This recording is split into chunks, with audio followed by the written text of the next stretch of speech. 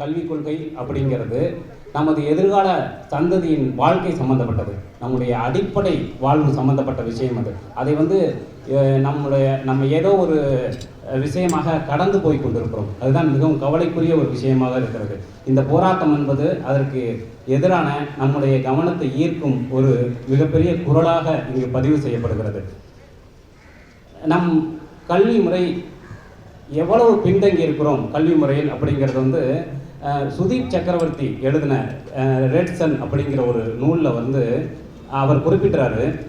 இந்திய தேசம் இவ்வளவு மேம்பட்ட மனித வளத்தையும் இயற்கை வளத்தையும் சிந்தனை திறனையும் கொண்ட இந்தியா ஒரு ஆப்பிரிக்க நாட்டை போன்ற ஒரு இடத்தில் நிறுத்தி வைக்கப்பட்டிருக்கிறது.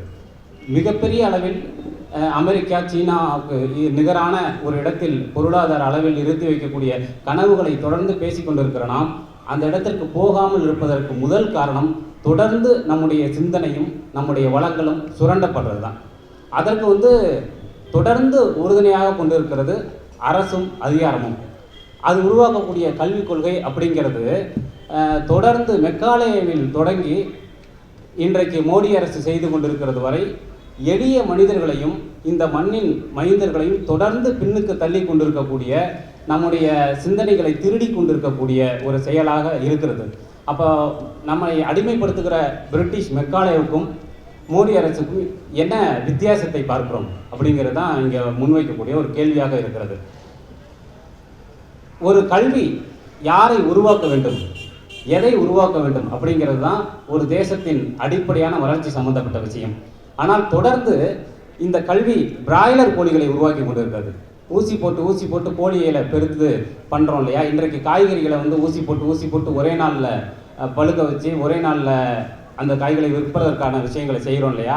அப்படியான ஒரு மார்க்கெட்டாக இந்தியாவை, இந்த தேசத்தை உலக பொருளாதார அமைப்பு ஒரு சந்தையாக உருவாக்குவதற்கான விஷயமாக மட்டுமே தொடர்ந்து செய்து கொண்டிருக்கிறோம். அப்படியான பிராய்லர் கோழிகளை தொடர்ந்து செய்து கருக்கி விற்பதை போல நம்முடைய மாணவர்களை, நம்முடைய சிறுவர்களை, நம்முடைய இளைஞர்களை விற்று கொண்டிருக்கிறோம். அதைத்தான் இந்த கல்வி முறை தொடர்ந்து செய்து கொண்டே இருக்கிறது. 66இல் செய்யப்பட்ட கோத்தாரி கமிஷனின் பரிந்துரைகளை இன்றைக்கு வரைக்கும் செயல்படுத்தப்படவில்லை. இதுவரைக்கும் அமைக்கப்பட்ட கல்வி குழுக்களிலேயே ஒரு நமக்கான, இந்த மண்ணிற்கான, இந்த தேசத்திற்கான ஒரு கல்வி முறையை உருவாக்கி அதற்கான ஆலோசனைகளை வழங்கிய ஒரே ஒரு குழு அந்த குழு தான். அந்த குழுவின் பரிந்துரைகள் இன்னைக்கு வரைக்கும் செயல்படுத்த முடியாமலே இருக்குது. அதற்கான காரணம் என்ன அப்படிங்கிறத நம்ம யோசிக்கணும். இன்றைக்கு இந்த புதிய கல்வி முறை எதை முன்வைக்குது அப்படின்னா, ராஜாஜியுடைய குலக்கல்வியின் இன்னொரு வடிவமாகத்தான் இது இருக்குது. இன்னொன்று, பெரு நிறுவனங்கள், பெரு முதலாளிகள் அவர்கள் முன்வைக்கக்கூடிய அவர்களுக்கான வேலையாட்களை எடுக்கக்கூடிய ஒரு விஷயமாக இந்த கல்வி முறை இருக்கிறது. இன்னொன்று மிக முக்கியமான விஷயம், அரசு பள்ளிகளை தொடர்ந்து புறக்கணிக்கக்கூடிய ஒரு விஷயத்தை அரசே செய்து கொண்டிருக்கிற ஒரு விந்தை எந்த நாட்டிலையுமே கிடையாது. இது ஒரு மிக முக்கியமான விஷயம். கல்வியும் சுகாதாரமும் தனியார் வசம் மிகப்பெரிய வியாபார பொருளாக மாறிய தருணத்திலிருந்து இந்தியாவின் வளர்ச்சி மிகப்பெரிய அளவில் தடைப்படுறதுக்கு மிக முக்கியமான காரணம் அதுதான் தொடர்ந்து நடந்துகிட்டு இருக்கு. கல்வியையும் சுகாதாரத்தையும் தனியார் வசம் ஒப்படைத்து விற்கக்கூடிய ஒரு கொடூரமான ஒரு நிலைமை தொடர்ந்து நீடித்து கொண்டிருக்கிறது. இந்த புதிய கல்விக் கொள்கை அதற்கு மேலும் உரமிட்டு வளர்க்கக்கூடிய ஒரு இடத்தில் இருக்கிறது. ஒரு கல்வி வெறும் வேலையாட்களை மட்டும் உருவாக்குவதற்கு, அம்பானிகளுக்கும் டாட்டாக்களுக்குமான வேலையாட்களை உருவாக்குவதற்கு, உலக நாடுகளின் சந்தைக்கு வேலையாட்களை உருவாக்குவதற்கு பயன்படும் ஒரே ஒரு விஷயமா மட்டும் தொடர்ந்து இருப்பதுங்கிறது நம்முடைய சிந்தனையை, நம் மண்ணின், நம்முடைய பண்பாட்டின் திறனை அடித்து காலி பண்ணுற ஒரு விஷயமா இருக்குது. அதை இந்த புதிய கல்விக் கொள்கை அதை பன்மடங்கு அறிவிக்கக்கூடிய ஒரு வேலையை தான் செஞ்சுக்கிட்டே இருக்குது. அப்புறம் இந்த கல்விக் கொள்கை அடிப்படையில் மிகவும் கீழே பார்த்தீங்கன்னா சாதியத்தையும் அது குறித்தான விஷயத்தையும் ரொம்ப அடிப்படையாக அறிவுறுத்துகிற ஒரு இடத்துல இருக்குது. அது ரொம்ப ரொம்ப ஆபத்தான ஒரு விஷயம்.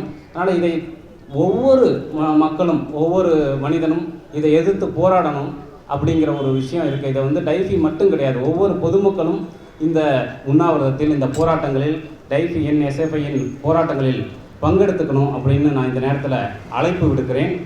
இந்த கல்வி முறைக்கு எதிரான நம்முடைய குரல்கள் ஒவ்வொரு தெருவிலும் ஓங்கி ஒலிக்க வேண்டும் அப்படின்னு கேட்டுக்கிறேன்.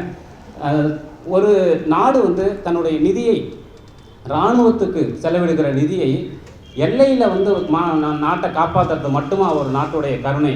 உள்நாட்டில் எல்லாரையுமே நடவனமாக்கிட்டு எல்லையில் இந்த நாட்டை காப்பாற்ற என்ன செய்ய போகிறோம் அப்படிங்கிற ஒரு கேள்வி இருக்குது.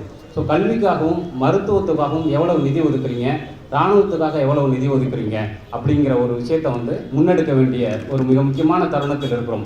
வல்லரசாக ஆவது அப்படிங்கிறது இரண்டாவது விஷயம், நல்லரசாக ஆவது அப்படிங்கிறது தான் மிக முக்கியமான விஷயம். அதற்கு கல்வி என்பது மிக முக்கியமான ஒரு விஷயம். இந்த நேரத்தில் நாம் எல்லோரும் சேர்ந்து இந்த விஷயத்திற்கு குரல் கொடுக்க நான் அழைப்பு விடுக்கிறேன்.